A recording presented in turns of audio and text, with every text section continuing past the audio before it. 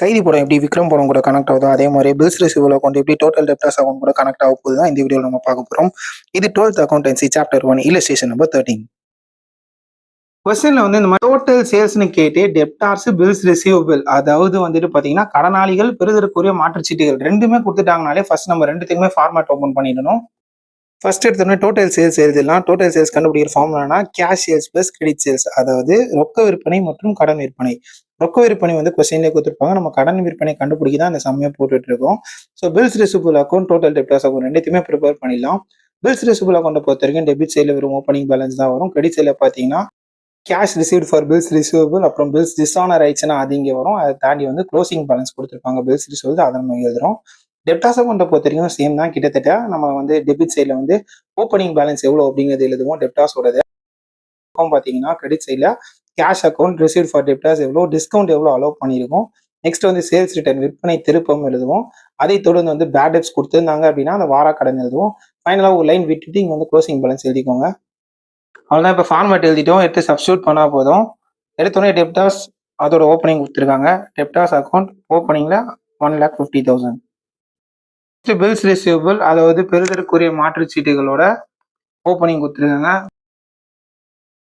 Cash received from debtors 3,90,000.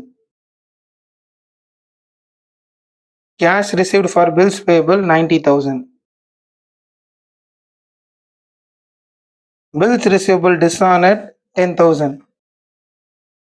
Sales return 40,000. Bills ரிசீவபிளோட closing 30,000 சொல்லியிருக்காங்க. Sundry டெப்டார்ஸோட closing 1,30,000 சொல்லியிருக்காங்க.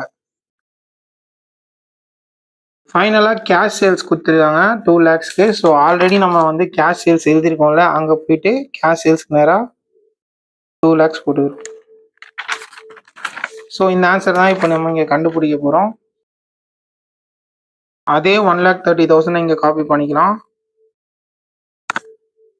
1,30,000ல் 40,000 போயிடுச்சுன்னா 90,000.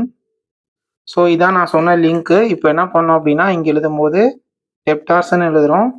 அதை மறக்காமல் இங்கே எடுத்துகிட்டு போயிட்டு எங்கேன்னு வந்துச்சு பில்ஸ் ரிசீவபிள்லேருந்து வர வேண்டிய காசு. பில்ஸ் ரிசீவபிளில் கேன்சல் ஆன இந்த டிஸ்ஆனர் அமௌண்ட்டை திரும்ப நம்ம இங்கே மறக்காமல் நோட் பண்ணிக்கணும். இந்த எக்ஸை மட்டும் மறந்துடாதீங்க, இது போடலன்னா மொத்த சமமே தப்பாயிடும்.